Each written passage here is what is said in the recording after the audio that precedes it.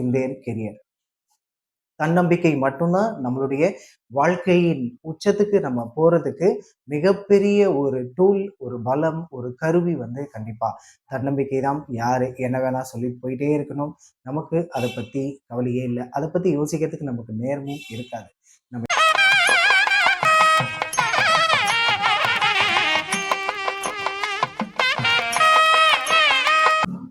Hi வணக்கம் மக்களே, நான் மணிவண்ணன். இன்னைக்கு நம்மளோட சேனல்ல ஒரு சூப்பரான ஒரு குட்டி மோட்டிவேஷனல் கதை அப்படின்னு சொல்ல போறேன்.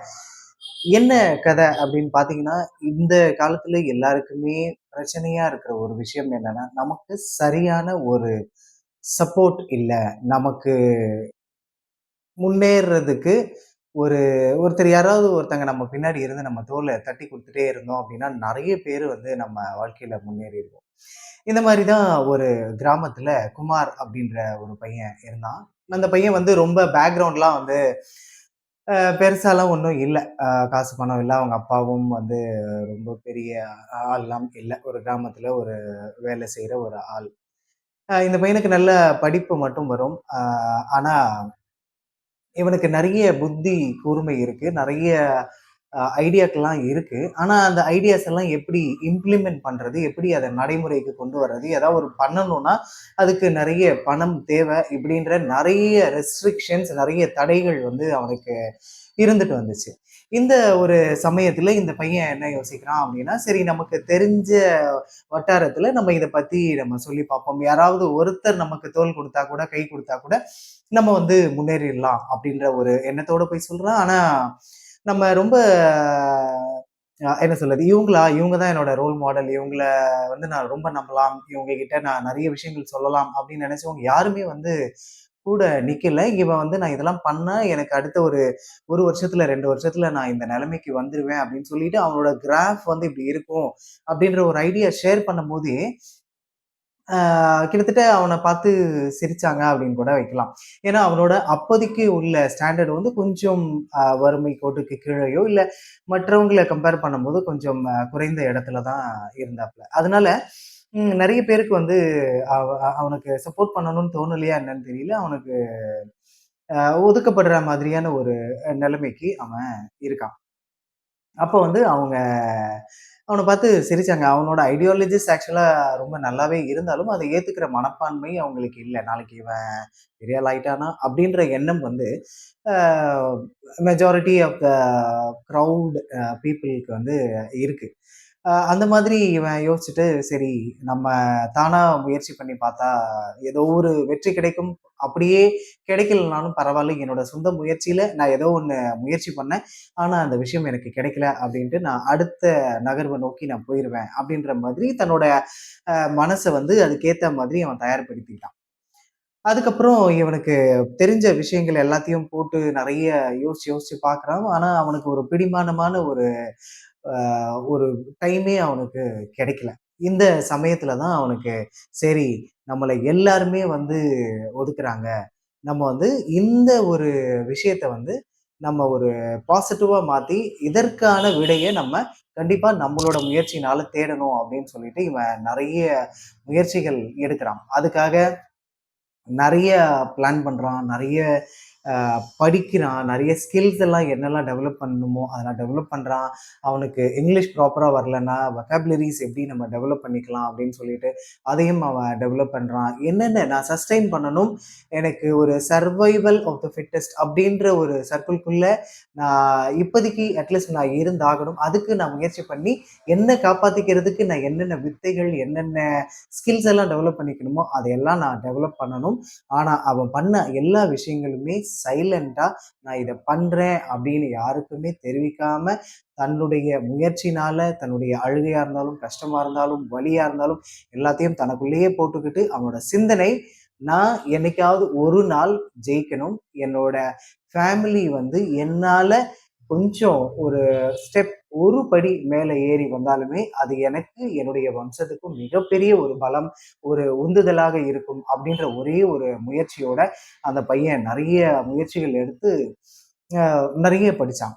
அ ஒரு அவன் இத ஆரம்பிச்சு ஒரு 1 வருஷத்துக்கு பெருசா ஒண்ணும் புரோகிரஸ் காட்ட முடியல. இம்ப்ரூவ்மென்ட் காட்ட முடியல. அ அதுக்கப்புறமா ஒரு 2 வருஷம் கழிச்சு, "என்ன அது குமார் பையன் இங்க தான் சுத்திக்கிட்டு இருந்தான். ஆ ஆள காணோமே! இப்ப ஏதோ அங்கிட்டு, இங்கிட்டு எங்கேயோ பார்க்குற மாதிரி இருக்குது. என்னமோ ஆனா பண்றான்யா அவன். அமைதியா இருக்கிற மாரி தான் தெரியுது. ஆனா என்னமோ பண்ணிட்டு இருக்கான்." அப்படின்னு சொல்லிட்டு, அவன ஒதுக்கி, சரி இவனுக்கெல்லாம் என்னத்த சப்போர்ட் பண்றோம் அப்படின்னு சொல்லிட்டு வெளியில போனவங்களும் அவன பத்தி ஒரு 1 வருஷம், 2 வருஷம் கழிச்சு, அந்த பையன் ஏதோ பண்ணிட்டு இருக்கான். அது எனக்கு என்னமோ என்னால உணர முடியுது அப்படின்னு சொல்லி அவங்க பேசுற அளவுக்கு அவனுடைய வேலைகள், அவனோட முயற்சிகள் வந்து மேலோங்கி வளர்ந்து கொண்டே போச்சு. அதுக்கப்புறமா ஒரு 3 ஆண்டுகள் நிறைவடையும் பொழுது, அவன் ஒரு அழகான ஒரு செட்டப்போட ஒரு ஸ்டார்ட் அப் பிசினஸ் மாதிரி ஒண்ணு தொடங்கி, அதுல ஒரு 2, 3 பேர உள்ள எடுத்து, இவங்க எல்லாருமே கூட்டு முயற்சியோட ஒரு வியாபாரத்த தொடங்குறாங்க. அது ஓரளவுக்கு ரொம்ப ஓஹோ! அப்படின்னு இல்லனாலும், அ ஓரளவுக்கு அவனுக்கு மற்றவங்களுக்கு சம்பளத்தை கொடுத்து, தானும் அந்த அ அ வருவாயிலிருந்து ஏதோ ஒரு தொகைய வந்து நம்ம வீட்டுக்கு செலவு பண்ணக்கூடிய அளவுக்கு அவனுடைய வளர்ச்சி அந்த 3 ஆண்டு காலம் இருந்தது. ஆனா அந்த 3 ஆண்டு காலத்துல அவன் ஆ எதிர்கொண்ட நெறைய எதிர்ப்புகள், அவமானங்கள், கஷ்டங்கள் எல்லாமே வந்து அவன் தனக்குள்ளேயே போட்டுக்கிட்டு, அது எல்லாத்தையுமே வந்து அவனோட ஸ்கில்ல இம்ப்ரூவ் பண்றதுக்காக மட்டும் தான் அத பயன்படுத்திக்கிட்டான். அத நெனச்சு என்னைக்குமே அவன் சோதனை அடைஞ்சதில்ல, சோர்வு அடைஞ்சதில்ல, நம்பிக்கை இழந்ததில்ல. நமக்கு எல்லாருக்குமே ஏழையாக பிறந்தாலும் சரி, பணக்காரனாக பிறந்தாலும் சரி, நாம் வெற்றி அடைய நம்ம கூடவே எப்பவுமே இருக்க போற ஒரே ஒரு விஷயம், நம்மளுடைய நம்பிக்கை, தன்னம்பிக்கை மட்டும்தான். அதுக்கு அப்புறமா அவனுடைய வளர்ச்சிய பார்த்து, அவன ஒதுக்கினவங்கலாம் கூப்ட்டு, "நீ என்னப்பா பண்ண? ரொம்ப நல்லா பண்ணியிருக்க. ரொம்ப சூப்பரா இருக்கு." அப்படின்னு சொல்லும்போது அந்த பையன் ஒண்ணு சொல்லியிருக்கான்.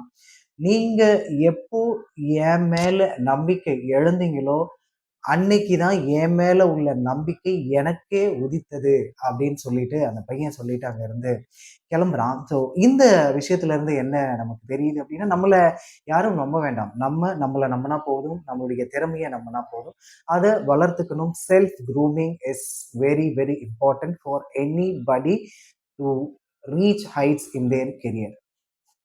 தன்னம்பிக்கை மட்டும்தான் நம்மளுடைய வாழ்க்கையின் உச்சத்துக்கு நம்ம போறதுக்கு மிகப்பெரிய ஒரு டூல், ஒரு பலம், ஒரு கருவி வந்து கண்டிப்பா தன்னம்பிக்கை தான். யாரு என்ன வேணா சொல்லிட்டு போயிட்டே இருக்கணும். நமக்கு அத பத்தி கவலையே இல்ல. அத பத்தி யோசிக்கிறதுக்கு நமக்கு நேரமும் இருக்காது. நம்ம என்ன பண்ணணுமோ அந்த இலக்க நோக்கி போய்க்கிட்டே இருப்போம். ய இவர மாதிரியே உங்களுக்கும் நெறைய விஷயங்கள் இருக்கும். கண்டிப்பா அது எல்லாமே விட்டு குடுக்காம தன்னம்பிக்கையோட போராடுங்க. எதுவுமே நமக்கு ஈஸியாலாம் கிடைக்காது. நான் அட்வைஸ் பண்ற அளவுக்கும் நான் உங்களுக்கு சொல்லல. எனக்கு தெரிஞ்ச விஷயங்கள நான் உங்களுக்கு பகிர்றேன். இந்த கதை உங்களுக்கு பிடிச்சிருக்கும் பட்சத்துல, நீங்க வந்து நான் என்ன எப்பயோ கண்டுபிடிச்சுட்டேன். நான் வெற்றி பெறுவேன். நான் வெற்றி பெறுவேன் அப்படின்ற அந்த வாசகத்த நம்மளோட கமெண்ட் பாக்ஸ்ல சொல்லுங்க. இதே மாதிரி ஒரு விஷயத்த நான் பண்ணணும், முயற்சி பண்ணணும். ஆனா எனக்கு ஏதோ ஒரு பிடிமானம் இன்னும் இல்ல அப்படின்ட்டு யோசிக்கிற உங்க நண்பர்களுக்கும் இந்த பதிவ ஷேர் பண்ணி, அவங்களையும் மோட்டிவேட் பண்ண ஆ உறுதுணையா இருங்க. நம்மளோட சப்போர்ட் நம்மளோட சேனலுக்கும் சப்போர்ட் பண்ணுங்க. லைக் பண்ணி, ஷேர் பண்ணி, கமெண்ட் பண்ணுங்க. மீண்டும் இன்னொரு சூப்பரான மோட்டிவேஷனல் ஸ்டோரியோட நாளை உங்களை சந்திக்கிறேன். நன்றி, வணக்கம். நான் மணிவண்ணன்.